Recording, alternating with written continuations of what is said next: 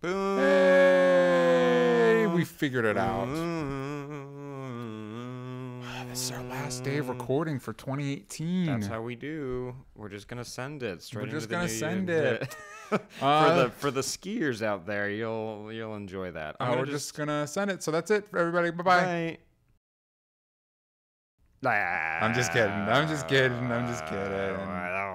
I'm just double checking really quick that it's all good in the the hood. Yep. You get it. Yep. That's the whole thing. Yep. Where is this? Where would you put it? Well, obviously it's right here. Right It's there. live. That's us. Well, I turned off the volume, but I forgot I turned it back on to show Yeah. you dumb ski memes. Oh boy! Welcome to Let's Not Comics. We're about to talk about all the best comics of 2018. If Yes. you want, we have one of our episodes coming up very soon on the main podcast platform. We're talking about all of our favorite movies and TV shows. Yes, We that should be can't coming out talk this about our seven. comics. It's important. There's a lot of comics that came out this year. There Actually, are- way too many to keep track of. Yeah, and we both looked at like a best of, because you need a reminder. Yeah, I don't know about you, Sam.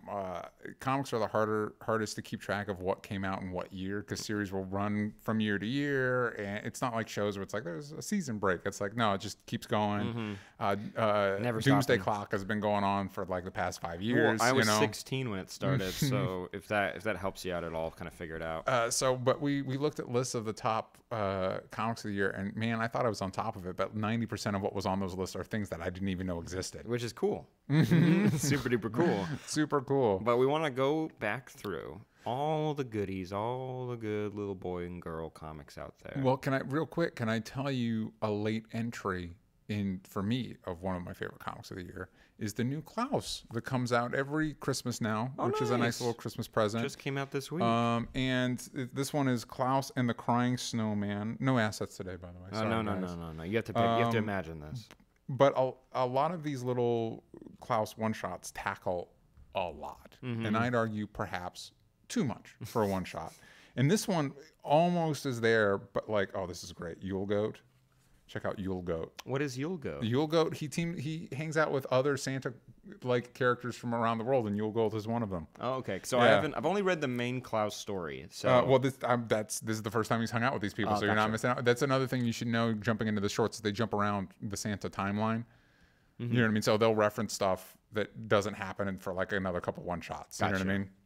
Anyway, but the story of the Weeping Snowman, and he's facing Ragnarok. Santa, basically Ragnarok came, wiped out all the Norse gods, and now it's coming back for seconds. And since the Norse gods are all gone, Santa and his team of Santas have to deal with it. Nice. While he's dealing with the Weeping Snowman, and I what is the Weeping Snowman? well, you have to read it to find out. Oh, gotcha. It's a snowman that has problems that Klaus is there to solve. Nice. You know? And I got a little misty. reading it. I did not expect that to happen, but it does. I'm excited for you to read it because I'm excited to talk with you about it. Nice. Yeah. I'm excited to pick it up too. The Klaus, I read the first volume last year this time. Yes. And so I'm excited to pick up all the one-shots. But also, to be fair, I'm going to give a shout-out to some of the Marvel wrapped up a lot of their stories this week. Oh, yeah. We so- got Infinity War and Spider-Geddon. Did you read both of those? Yes. Oh, tell me about 'em. So in Spider-Geddon was the better one, but also it's barely a big spider event. It's very barely. Like they had Spider-Force and they had the Vault Spiders, which were like the most fun part of it. Spider-Geddon, though, was a lot of meetings between a lot of people dressed as Spider-Man being like, do we kill the Inheritors or no? Wait, we didn't kill the Inheritors last time? No, they threw them on a radioactive How are we Earth. still dealing with the damn Inheritors, Yeah, man? they were starving to death, and then they figured out a way to escape. Ugh. Because Doc Ock's kind of at fault. Wait, hold on. Hold on. So we're like, no, we can't kill them. We're just going to throw them on a planet where they'll starve to death? Yeah. Man, that's comic books for you. Man. They can't kill. But, like, they figured out a way to solve the problem. They wipe their minds and they turn them into babies, which for me is deleting the whole person. So that's kind of like killing them. So, Yeah, also, I got to be honest with you. I was thinking a lot about this because of the Titans finale, which we have a review of that coming out tomorrow. for if you're listening this Friday. If you're joining us live, thank you. I don't know if I'm bothered if Batman kills Joker at this point. It's been like 80 years. But I mean, also, like, Joker's a mass murderer. I might be fine with it. Remember that one issue where he skinned a dude alive and made him walk around? Yeah. Yeah. That's a monster. There's Yeah. literally nothing. Yeah, I don't know if I mind Batman. Like if Batman's just going off on a killing spree Punisher style, problem. if the Joker had an accident, I don't know if it would bother me that much. Slip him a little cyanide, Yeah. you know? Anyway. But Spider-Geddon, there's a cool moment where... They turned them into babies? Yeah. What is that supposed to... Who's raising these babies? Spider-Man. That's actually pretty great. Pretty I'm actually on board with that. Also, because it's Christos who wrote Spider-Man PS4, who wrote this event, Spider-Cop is pretty prominently featured. He is a Spider-Man with a mustache that comes out of the front of the mask, which is great. And he's wearing a whole police outfit. Also, Miles gets the Captain Universe powers, and with his Venom Blast. Ooh, but also the black outfit with the space is a cool. Even though it was cool to see Spider-Man have like the costume like mixed in there, his kind of works a little bit better with it. And was there anything? Oh, a lot of Ghost Spider teases. It's like, oh, what are you, like a ghost? And I was like, oh, for the love of Christ, just change your name. She's just Spider-Woman. Just change your name. Just let her be Spider-Woman. It could be Spider-Woman. It could be whatever. If there can be 15 Spider-Men, 1,500,000 Spider-Men. All right, what about... That's the better one. And I'm not really on board with that. So tell me about Infinity Wars. Oh, I will say that one of the cool moments is Miles with Captain Universe's powers picks up Spider-Man's mech sword and throws it. Because that kills the Inheritors, because of course it does. No one died in this. Captain Britain and Spider-Man Noir died in the first issue. Everyone else is basically good to go. We're fine. And also, I read the Spider-Force comic that Christopher Priest wrote, which was well written because James Jameson's son, what's his name? In the comics, like the astronaut one. The one that goes to space. J. Jonah Jameson's son. Yeah, no. Hold on. You gotta get James. Yeah, I don't know. It's another J. Something like that. He is the astronaut Spider-Man, which is really cool. It's like a space age suit that has like a spider on it. That's pretty cool. Killing me. I don't know why I'm blanking on this so hard right now. Whatever. No, I don't know. No, it is not. Yeah. That was cool in Spider-Force, but also they introduced like the Spider-Boy. Who had you were telling me Spider-Boy was interesting. We were into Spider-Boy. It was, and then I found out that the backstory, I believe, if I'm getting all the pieces, you guys can correct me if I'm wrong in the Discord, that he was sexually molested by Uncle Ben, and I don't know if I... I mean, I guess in infinite realities that could happen. I don't know if I needed it. Wow. Also, the Web of Life is gone, and the Norman Osborn Spider-Man's been teased as like being the big villain, so I think if they do another big Spider-Verse event, the Norman Osborns are going to be like the big bads. Good. It's fun. Yeah, let's ditch the Inheritors. And Spider's Man's on his side because he's kind of crazy. Nice. He's not really. It is John Jameson. John Jameson. There you go. Another J name. Yeah. Also, no, the spiders can't really hop dimensions anymore except for Ghost Spider. Of course. Yeah, they got rid of that.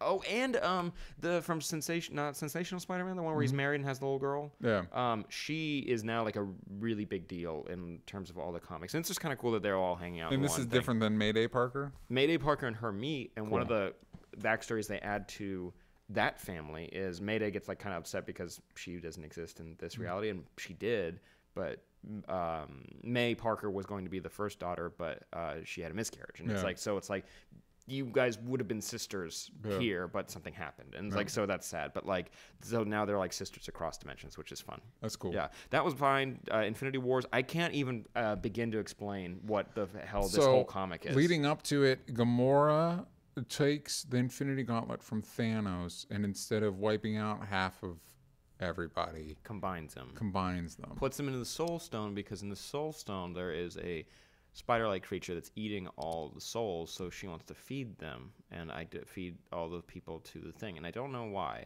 And then at the end of it, they want to bring all the people out to save them, but those people don't want to stop existing, so they make two worlds, one with the merged ones, and then our world again, and Drax dies. But I don't think he fully dies. Oh, but also his human side, Arthur, or whatever. That's, by the way, Drax in the comics, his backstory is crazy confusing. Yeah. It is really confusing. God bless the movies for just like, he's an alien dude that Thanos screwed over. Just call it a day. Yeah. You know? In the comics, though, the human side pops out, and there's Drax. So if you want to just not be able to follow it. And then he was dumb for a bit, and then he was smart for a bit, and whatever. Anyway. So that happened. It's over. And You know what? I'm going to be honest with you. I don't mind that I skipped both of these events. No, yeah, it's not. There were some fun parts of also Extermination. So the young X-Men had their memories wiped, and they were put back in the back of time. The future stuff. So we're just done with that. Cool. I am trying to see if there's anything worth. Also, Defenders. I'll say that it was a big Marvel week. The Defenders comic was really well written. It's Al Ewing, and I feel like you'd really like him. He's got a very It's reminiscent of like a Grant Morrison. Whenever I read, like whenever Grant writes stuff that's a little bit more serious and smaller, like Gotcha. that, it feels like that when I'm reading. And that's it. the old school Defenders, which is Submariner, Silver Surfer, Hulk, and Doctor Strange. I got there. One of the cool moments, I'll tell you. Oh, you tell me. Namor comes in on Silver Surfer's surfboard. Yeah. So they're like killing like this giant celestial bug thing. That's great. Yeah. And that has to like do with like demons and stuff. It's like it's a big story. It's really fun. But he gets knocked off the board. Namor does. So Silver Surfer goes out to go get him, but he's like, oh, we got to give him some of the silver goop so he doesn't die in this thing. So he's like, he's gonna do. The person who controls the waves got to ride the waves or some like stupid thing like that. And so Namor rides on the back of Silver Surfer like a surfboard. Nice. And that's the big week of comics. It's a lighter week. It's going to be a light week next week too, but we're not going to be around for that. So don't even worry about it. So we're going to talk about some of the stuff that stood out to us this year in 2018. Do you have like a... Right off the bat, it's easy with connecting it with Defenders is Immortal Hulk that was written by Al Ewing. Nice. And it connects, this specifically connects back to that in a way, which is really cool. Basically, it's like, this is like a side story with the Immortal Hulk stuff that's going on that he's currently writing. And he's like, because in the Defender story, they go to hell and like confront Mephisto, and they bring up that there's hells for every single religion. They're all out there and whatever. So the Hulk's like terrifying, and they talk to Mephisto for a second. They're like, hey, can you figure out what's like up with what's happening to me? And he's like, ooh, I'm not going to touch that. Like that's that's absolutely frightening. I'm not going to mess with that. I'm like, good. That means the Immortal Hulk's definitely gonna not go. It's not an upswing from here. It's just gonna go down. Nice. And it's gonna get real bad. But Immortal Hulk, if you guys want like awesome, top notch, like horror comics, like there's a little bit of body horror in there, not as much as you can for like a Marvel comic, but also like there's one issue that's great because it's told from four people's point of view, from the Hulk breaking into this church to take out this guy who's like basically leaking radioactivity and like killing people in the church, and it's told from like the old woman's point of view. She kind of has like this crush on the guy who was poisoned, and he's like, oh, he's just like a young man. He thinks like a Tony Zuko from Grease, and like the Hulk's like the big bad guy, and then the cop looks at it as like a Western, and like the priest looks at it as very like he's the one who has like the clearest idea of like what happened. And it's all different art styles, which is great. It's the comic is it was surprising how into it I got, and it's something I look forward to every single week. Al Ewing has so much fun. It looks like he's having fun writing this, and it's also very terrifying. Nice. I also have the Hulk go ham on all the Avengers, and it's well, not good. It's not good. Literally for anybody. I think a standout for me, my one standout, like when we were going to go do this, I was like, wow, geez, the whole year of comics, what? You know what I mean? Like, and the standout for me was Stray Bullets, Sunshine and Roses. They've been on a real, it's a series I love, but they've been on a real upswing for the past, one of the comics I want to talk about actually came out last year. So they've been on an upswing since this time last year. But they've had some really standout issues where characters are really going through the ringer. One of the main antagonists lost his hand. For a newer reader like me, they introduced the character Brother Love, although I think he's from the original run before it was an Image comic, which I've been catching up on. And that issue where Brother Love gets involved is amazing. He's basically like a hippie samurai. It's great. Just a lot of really, everything feels like it's coming to a head. It's all revolving around this big heist that happened like 40 issues ago or something. But that series has been on fire all year, and it's been a pleasure to read that. I think another standout for me this year was the year that Brian Bendis transitioned over to writing Superman. And while Superman was not a book that was currently hurting at all, I really liked Patrick Gleason and Tomasi. But I like for the most part, I like the direction he's been taking the character, and it's a nice change of pace for the DC comics. You know what I mean? Specifically action comics. I know one of your favorite comics this year. I haven't even mentioned it yet. It's over at Marvel. You know which one I'm talking about? No. Oh, Cosmic Ghost Rider. There you go. Cosmic Ghost Rider. And also, I have to mention Murder Falcon. Falcon. Murder Falcon is a treasure. Everybody should be reading Murder Falcon. Also, it's probably going to be collected soon. Go check Cosmic Ghost Rider out.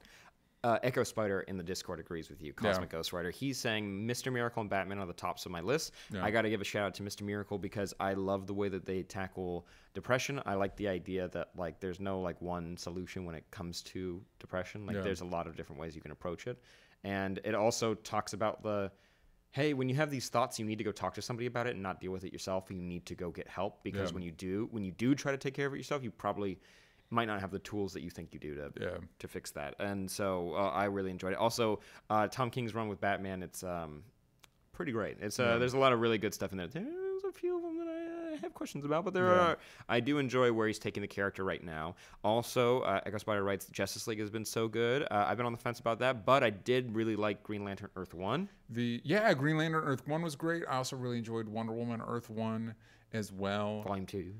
Yes. Wonder Woman Earth 1 Volume 2. Also, I mean, we're 2 issues in. I've been enjoying the new Green Lantern comic. Yeah. It's really cool. They also write Thanks Wins and Cosmic Ghost Rider because Cates is just killing it. Yeah, Donny Cates, the beginning of the Death of the Inhumans was really good. Then it started to falter.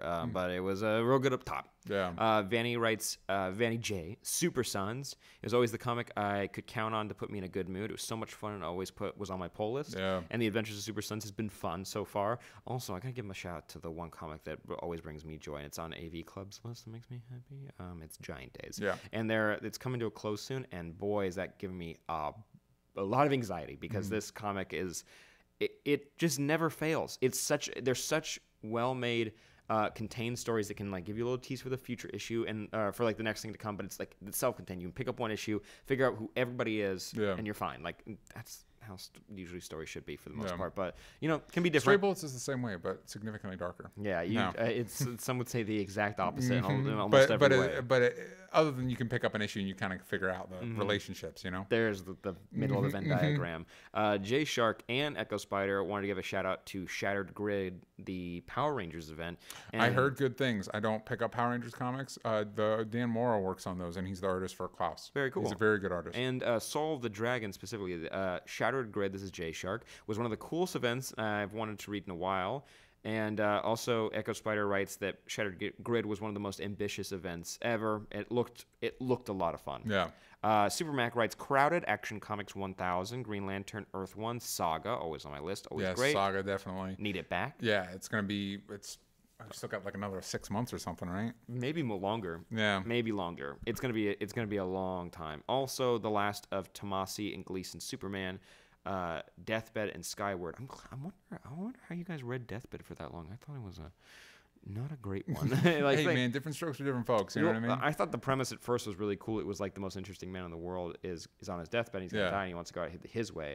But then it just becomes that he accidentally created a cannibal cult, and then that's it. Instead of hey, you know what? It happened to all of us at some point. I met Joshua Williamson who wrote it, and I was like, oh yeah, so is it like the most interesting man in the world? He's like, no, it's based on this like documentary I saw about a guy this actually like kind of happened to, not the cannibal part, but like that he accidentally created a cult because he's so charismatic and he's such a monster. And I was like, oh, okay. And I couldn't let go of the idea that I wanted the book to be. And that bummed me out. Yeah, that bummed me out that it became just that. But there were a lot of big events this year. I think Avengers No Surrender should get a shout out because it was so big. Yeah. But they did a good job of juggling everything that was happening in there, and they gave, what was that guy's name, Lightning, just like this like random like C-D lister Avenger that technically is an Avenger, like an action, gave him his due. Yeah, they almost erased him from all of continuity in that book. They were like, that was, but he was gonna make the sacrifice, but he gonna stay there. Also, we saw Ta-Nehisi Coates take over for a lot of runs for Marvel, like Black Panther and Captain America, and I've really enjoyed everything that he's been writing there. I've really enjoyed it. And you know what? I do like Brian Michael Bendis writing Superman. Yeah. We also got Batman Creature of the Night. Yeah, which hasn't finished yet. But it is great. It is legit great. It's just one more book. Yeah. It's so close. Yeah, and we have not gotten it yet, but that's been great. Doomsday Clock has been solid. Batman Damned has looked very pretty. Batman White Knight was actually turned out to be really interesting. Yeah, but it was yes. Yes. And I think it's Sean Gordon Murphy on art, and he's tremendous. And writing. And writing, yeah. But the art is like, Wowzer. Yeah. And also we saw the return of Sandman, and The Dreaming has been a very special book that's come out for me. I very much enjoy it, and because it's that bigger concept stuff that I feel like you like from Grant Morrison, like the kind of larger than life stuff. They're metaphors, and it's like, okay, we're gonna kind of try to understand this. Like they're not people, but they're gonna behave like people. And also it's dream logic, so you can kind of do whatever you want. So that made me happy reading that. It's just something I look forward to. Did we get Milk War this year? Was that a this year thing? That finished this year, earlier this year. Milk War was fun. Milk War was a lot of fun. I got to say, was it Swamp Thing and Cave Carson? That issue has to be, I don't know if that was this year, but that has to be one of my favorite comics of, let's say, this year. Yeah.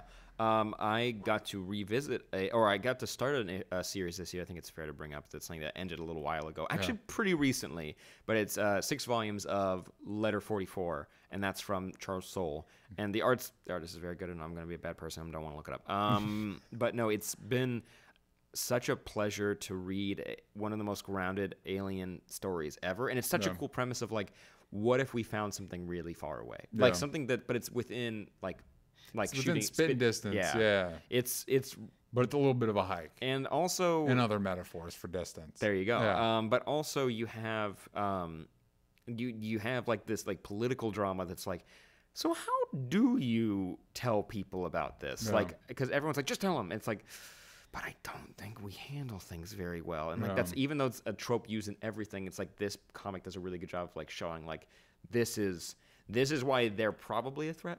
Like if they're just hanging out over there, there's a lot of like, and they're building something. It's like all these things, like they're like, well, they could just be doing this, you know, or they could just be doing this. But based on everything we understand of how life works, that's probably a scary thing. And it's like, which is like, it's a bummer that it's like cynical, but I love that this person like takes just like A plus B equals C. That's it. Like this is why this is a threat. And the more I read it, the more it's blowing my freaking mind. We've basically gotten to a point where it's World War III. It's like it fully exploded, but it didn't explode just because we found out. We exploded because of how countries now know that the U.S. has been planning something, has been making weapons secretly, and that's what caused it. It's that we didn't. Sounds about right. We didn't disclose that information, and people started getting really fucking sneaky about it. Oh man, shit gets bad quick. One of the coolest moments, one of the coolest little side stories is that at one point a U.S. base gets nuked, and basically all of our new tech was there, and we're like, a lot of moments are like where you're kind of like want to like tear your hair out because you're like, how do we fix this? But 2 soldiers that were kind of responsible for letting the person in that had the nuke survived, but they only survived to stand back up again. They've been dosed with like with radiation. They're gonna be dead in like 36 hours, and it's basically a last stand where they're gonna go find the person who detonated that and bring them to justice. And it's like, as it's going, they're like kind of skin's falling off, their teeth are falling out, they're basically blind at this point. Like their eyes aren't working very well anymore. They can't taste. They can barely speak. It's like, this is a frightening thing. So it's a lot of fun. There's this really sweet send off where like the president specifically gets them on the horn and like thanks them, and they sit and watch the sunset as they both die. And it's like, the only graphic thing is you see like a few like panels of them, but it's more showing how much they care about like their mission, and they know that they didn't detonate it, but they let the person in that did it. They messed up. So it's a good one. They bungled it. So those are some of our favorite comics of 2018. We're excited to keep doing this show in 2019 because there's a lot of cool stuff coming down the pipe. Oh, I'm going through all the comics coming out that came out this year because I read too much and I want to find all the books. You know what was really good? Infinity Countdown and the Guardians of the Galaxy, written by Colin Bunn. That was really good. And then Infinity Wars happened and really kind of crap. Drop the ball. Also, No Justice was a little bit of a letdown. Ooh, boy, howdy it was. You know what was good? Sleepwalker. That was a very good book. Yeah, I didn't read it, unfortunately. Yeah, you bungled that one. Well. Yeah, you didn't really. Also, sad news. Got to see the end of Injustice 2, the book. The Injustice series is basically done now, which I get. You have to end it at some point. This is an extra little cherry on top with the second game coming out, just to kind of bridge it a little bit. Damn it, Tom Taylor's such a good writer. He's such a good writer. Man, I remember I just found out that I bought The Invisibles by Grant Morrison. I'm never going to finish reading that book. That's just never, you can't make me. Okay, all right. I wasn't going to. Have you ever read it? I haven't had a chance to, no. I haven't gone back yet. Ooh, it's a little too big for me. Right. Too big for my britches. I don't think I can actually finish that one. It makes me feel stupid when I read it. I don't want to feel stupid. I get that. I totally get it. I'm trying to see any final little shout outs. Here it comes. Hold on. Wait for it. Everybody wait for it. While he's doing that, What? I just want to remind you that you guys can always tweet us at Only Stupid Answers. Yank out the vowels from stupid about the comics, your favorite comics of the year. You can go to onlystupidanswers.com and you can go to I mean, you're already listening to us here on patreon.com. Thank you. Stay with us because of you, we're able to do all this extra content, and it's a lot of fun for us. I like the anticipation. The Wildstorm. Oh, the Wildstorm's been solid. The Wildstorm's been solid. Michael Cray, the Wildstorm's been solid. Same's in the W's. He's going to go through. So now I'm going back up. No, that's about it. I've been enjoying that's about it. The new Amazing Spider-Man run, and one of the other big stories this year was Dan Slott wrapping up his 400-year run on that comic. Yeah, he's been passed down from grandparent to grandparent to parent to Dan Slott. He finally is able to give it up. Finally, drop it. Drop it. Dan Slott, drop it. Yeah. Put it down. And now he's doing Fantastic Four, which I've also been enjoying. And Iron Man, which has been the run where Spider-Man ran a company, but now it's Tony Stark. It's literally the same plot. Someone point back to back. It's literally the same. Whoops. That's he probably feels a little silly about that one. Wait, you said that, and also Sensational Spider-Man by Chip Zdarsky. That one's better, and also it's a little bit bumming me out that now reading that, and then Nick Spencer's making the same jokes that Chip wrote, and that makes me a little sad. No, just a tiny bit. Hey, we like to share. Is it sharing? Let us know in the comments down below. Is it sharing? But yes, I know you've been trying to do outros. I was just trying to make sure that I paid my dues. I 100% have forgotten something that's gonna really bum me out once I remember that it came out this year. But and we'll have to tweet out about it. Yeah. But I think no, that's not good. We're good. We're good, everybody. Wait. There's got to be one more. Doomsday West Coast Avengers. No, that couldn't have been the one I ended on. It's good, but it's not that good. Sorry, guys. Guess this is how the year's ending. No, but thank you guys for supporting us. With a whimper instead of a bang. Ooh, last thing. This is actually last thing. We want to review the first volume of Mark Waid's Daredevil run. So on the Discord, write your reviews. You can get it on Comixology Unlimited. You can get it on Hoopla. There's a bunch of other ways to get it. Check it out. It's probably great. Don't like this sound. It's fantastic. I can't wait for y'all to read it, and I can't wait to talk about it with y'all. So do that over the Christmas break, or holiday break, however you want to say. Let us know about all the ones we missed, because there's got to be a There's got to be a few. There's got to be. And we'll see you next year. We'll see you next year. Bye-bye.